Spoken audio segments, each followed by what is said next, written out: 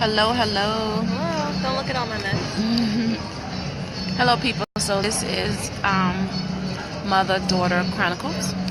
Something that we do every now and then. So today is also the celebration of women. So I'm celebrating my baby girl on today. Celebrate my mom. So we're celebrating each other on today. So to all you women out there, hey Rudy. I got your message about information, so I'm gonna inbox you to see, how we can make that happen. And so I just celebrate all of the women out there on today. Women, we work hard. We carry the weight on our shoulders of everybody in our family, and sometimes we don't get a break. So I salute all the women out there on today. Hey Vino. Hello Rudy, thank you. So baby girl and I were hanging out today. We went to go see the movie called The Shack. It was starring, what was her name? Octavia Spencer. She's a beautiful, talented black woman who was just nominated for an Oscar, even though Viola Davis, another powerful, beautiful black woman in Hollywood, won. But yeah, so Octavia, she did a great job in this movie. Go and see it. It teaches you how to, yes, mommy? Go ahead. No, it teaches you how to have a relationship with God. It teaches you about forgiveness and how important it is for you to get over stuff and to heal. You have to have that relationship with God. So yeah, it was a really good movie, and I don't want to give away the story, but when you first start, hey Foreplay. When we first started watching it, I just looked at her. I'm like, why would you bring me to this movie?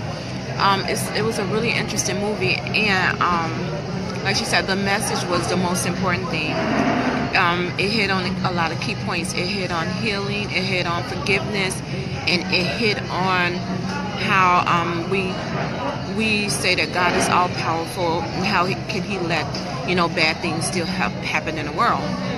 But as long as the world exists, and people don't have a relationship with God, then evil will always exist.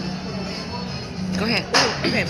So it's funny, actually, I just thought about it, and I thank God for allowing us to see this movie today. The other day, I saw the movie Get Out, and I was just sitting here just telling my mom just a moment ago about all the craziness going on with that movie, and me personally thinking God, why are people doing stuff like what happened in the movie Get Out? Or, for instance, I'm not going to tell you the movie if you haven't seen it, but just crazy stuff, especially when it comes to race, oppression and all that type of stuff. God, why is that happening? Not even now. God, I thought we were past slavery times. I thought we were past this, but I know stuff is still going on. And seeing this movie, it makes you realize that even though stuff is happening. Hey Henry. Hi Henry. That even though stuff is happening, God is still in control. And He's not causing the bad things to happen, right. But He does allow some stuff to happen. But through all of that, He's still I am. He's still I am. Yeah. And in the movie The Shack, He was letting the guy know that even though he was going through all of these things, that He was still with him the whole time, and that He wanted him to acknowledge him and to have a relationship. And He mentioned in religion, He doesn't care about religion. Religion is having slaves. You doing things because of a religion, because of rituals. And so God doesn't want a religion. God wants a relationship. He wants a family. He wants a family. He wants us to go out and share and spread the love.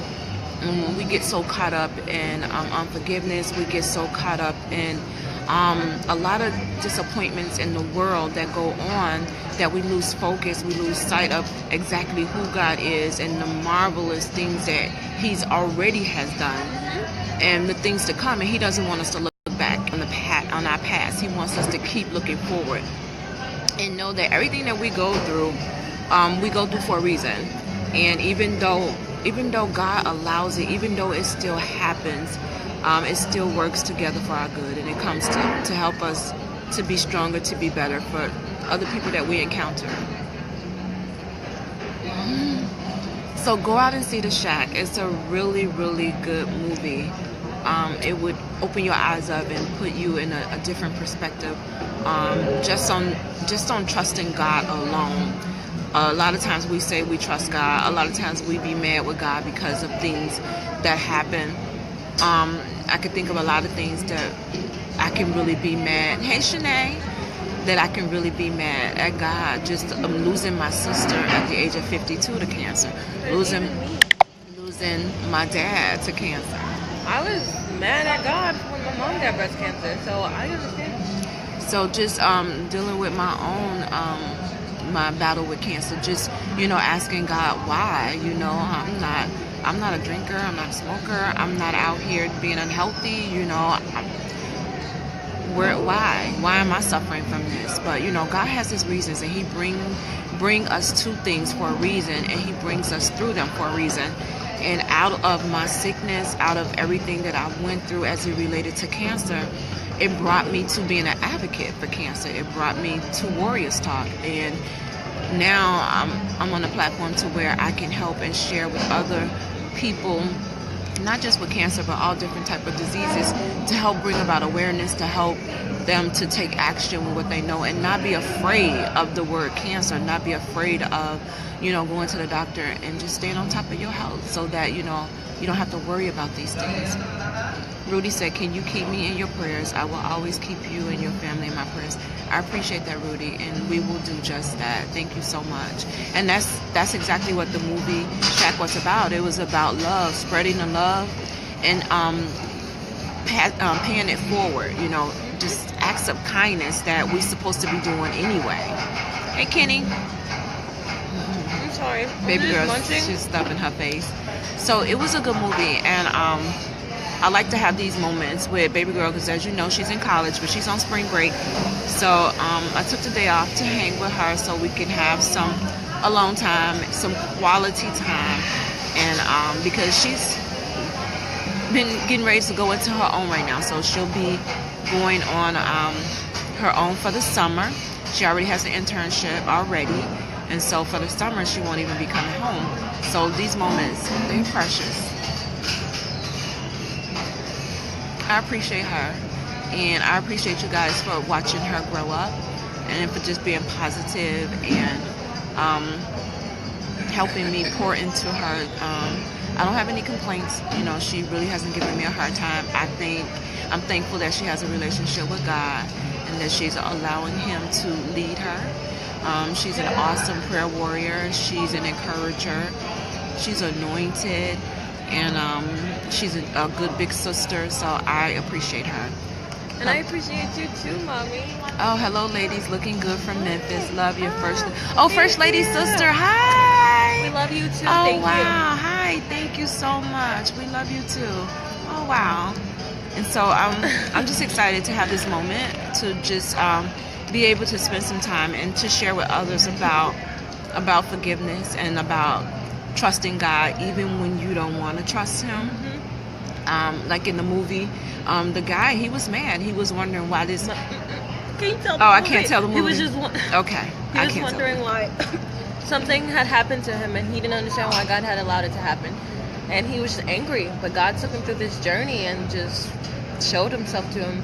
Yeah. It was awesome. But we can't tell you what happened. But I also read the book. So it's a book. Read the book. I didn't finish it, but it was good. It's called The Shack. Yeah, The Shack. Yeah, and a lot of times we go through things and we want to know why we go through them, but then we shut down on God and we don't really give Him the opportunity to show Himself to us, and we never get the lesson in what we went through, and then sometimes we end up going through something all over again because we didn't get it the first time. So I think the movie wanted us to be more open with God, to give Him a chance to heal our wounds, to heal our broken hearts, and to know that no matter what we go through, that He has our back, and it's for our good.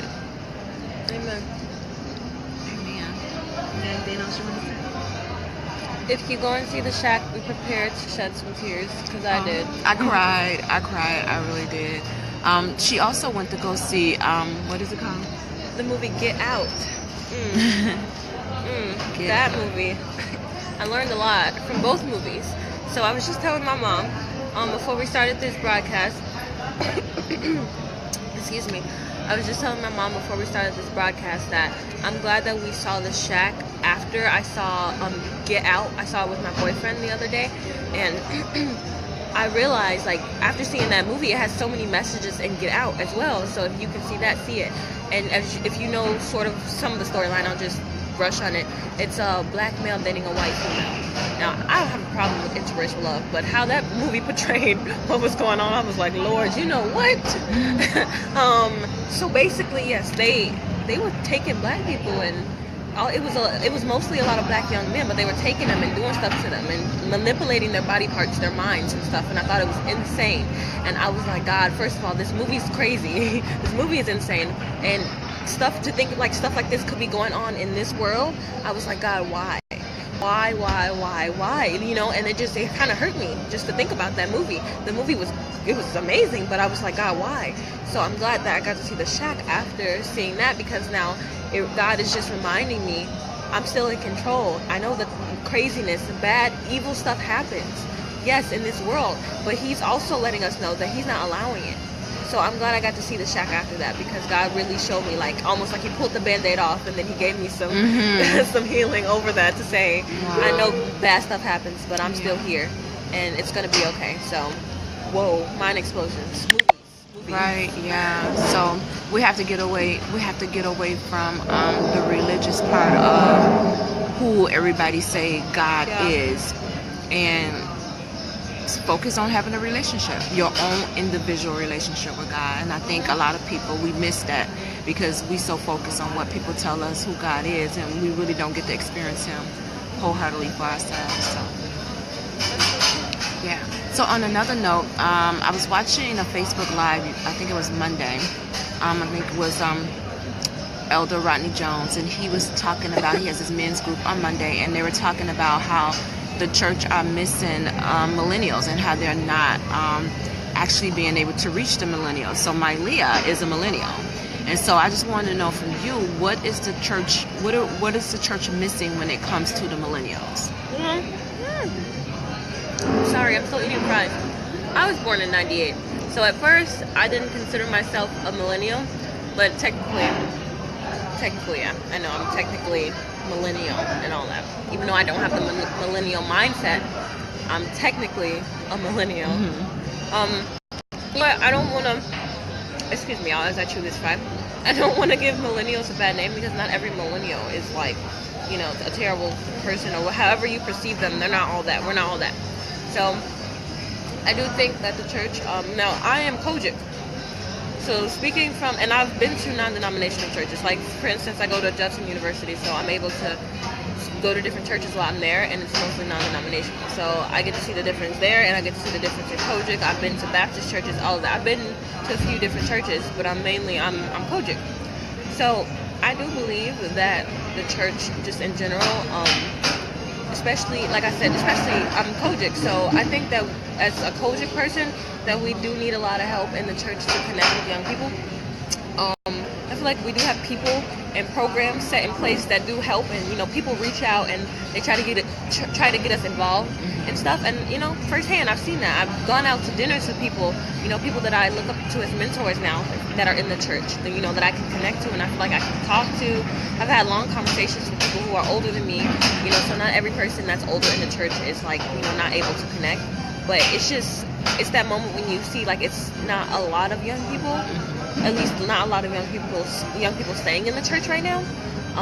In non-denominational, I can say firsthand, it's almost all young people. Can I just be honest? It is. I've seen churches when I've gone to church at school and just seen like crowds, and they just come in jeans. So why do you think that is? I think it's because they feel like they can be themselves. So they feel like they're not being restricted, and oh, you can't come to church with that on, or you know, you got to dress a certain way, you got to look a certain way, you got to act a certain way, and if you can't come up in here. It's so funny because I know firsthand. Like when I go to church, I'm used to like, oh, I have to, I got to dress up, I have to wear a dress that has to be this long, and I got to wear heels, and I got to do this, because in Kojic I've learned, well, we dress up when we go to church, and that's fine. Our pastor doesn't. Oh no, my pastor and first lady. Us. I mean, they're not like, if you don't come up in here looking like this, you can't come. They're not like that. They're actually very open and very loving.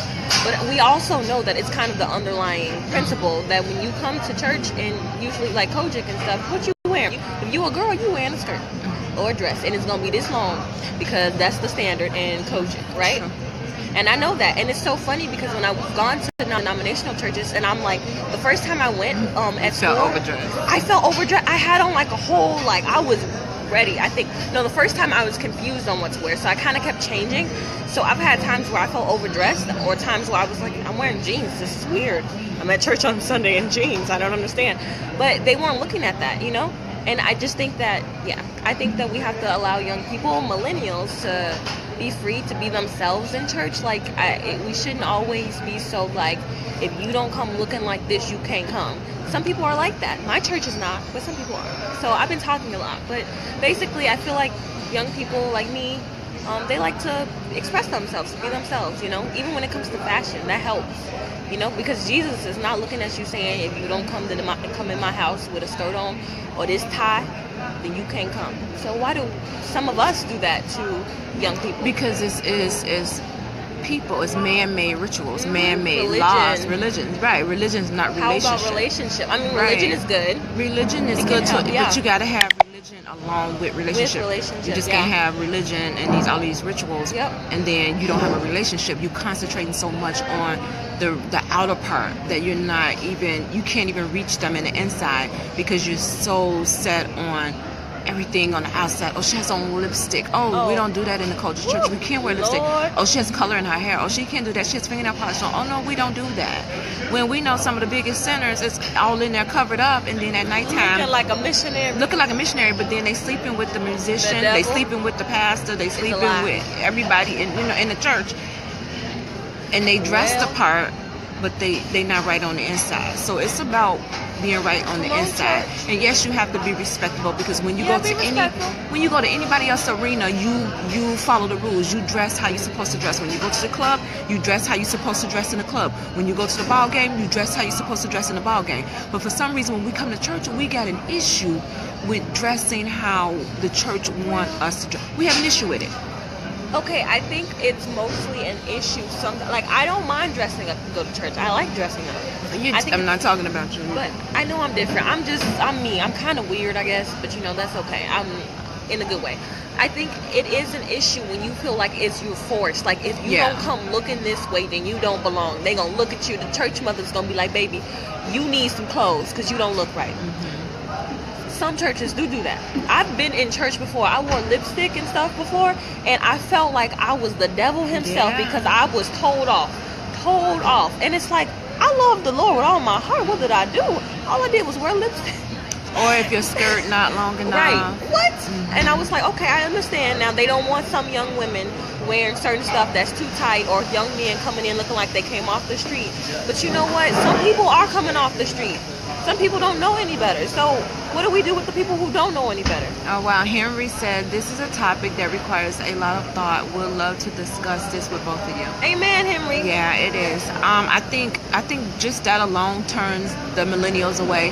And also, you have to be able to reach them on their level. So a lot of them are techie smart. They're into all of this technical. Connect with them. Relationship. Connect with them.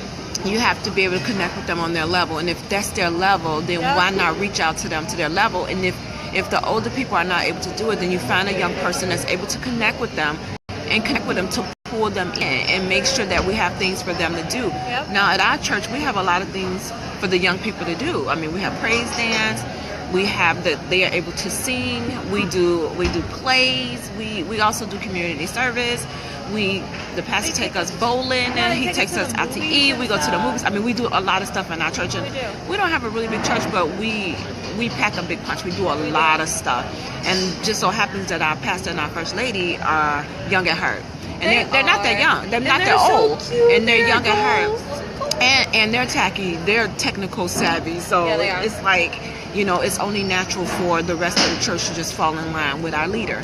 And so I think in order to reach the millennials, you have to be able to ask them what they need. Go to them and ask them, what is it that you need in order for you to be here? And I think we're not connecting with them because we're expecting them to just follow the same old rules as the church has done all the time. But these new millenniums, they thinkers. And if something don't sound right, don't smell right, they're innovators, then they're going to let you know, and they're not going to just follow. They're not just going to be followers. So any closing thoughts? Yes, I believe that in a way, now, I do think some tradition is good. because tradition has laid the foundation in certain, certain areas, especially in church. Yes. But I also believe that the church is not going to be the same forever. It won't be the same people in power or the same people over stuff. Changing, growing. I mean, people like me, I'm not 7 anymore. I'm 18 and I'm growing up, and I am in church and involved in ministry. So, as we grow, I think the church has to grow too. I'm not saying change with every blowing thing, Right. the wind, and just every time somebody say boo, the church, the church is... They're changing. Yeah, no, I'm not saying that. I'm saying that as we grow, there will be new things and new ideas. But that doesn't mean that we don't worship the same God. We don't love the same God. Exactly. He is still in control. And as he guides us with the new things that he has put in us, the church will grow. Young people will come in because it's us. Mm-hmm. So I'm just saying, I feel like there is a new generation, a new wind, a uniqueness. I like that. A new wind. Yeah. Mm-hmm. There is a uniqueness that is being grown, being born. And people like me and people like my mother and people like all of us. So don't be afraid of change to the church, not just Kojic, but to every church, even to every believer. Don't be afraid of change. Right. Sometimes we are scared of different. Sometimes different is good. And don't be afraid to embrace your uniqueness. Yeah. I love the fact that, as my first lady would say, we're designer originals. Yes. And God made all of us different. And don't be afraid to embrace that. And if you have ideas, bring it to the church. So you never know who else is thinking the same thing. Amen. Okay, you guys, so we're done eating and we're going to head out. So I hope you have enjoyed this session. This is the Mother-Daughter Chronicles, and we will be back with something special. Yes, go see the shack. Go see the shack. Seek it out, too. See both of them. But take somebody with you to seek it out, because you might be scared. I'm just playing. I was okay, but I'm just... But the shack was good. It was very good. Bring some tissue. Very encouraging to everybody who has a relationship with God. It Amen. Opens up a lot of your understanding as to why certain things happen, why God is the way he is, and everything just opens up and a light bulb comes on and it just makes you love God even more when you see this movie. And I don't even know the guy who did it, but oh my goodness. It's tradition and religion is why there are skills. Yeah, that's true, Dwight. That is so. They have to break out of that tradition. Tradition is good, but in order for the place to grow, you have to be open and you have to be able to hear other ideas and incorporate change. Amen. Hello, Brian Jones. Hi. Okay, so we're signing off. Go see the shack, people. Enjoy the rest of your day. Bye, y'all. Hey, Uwe.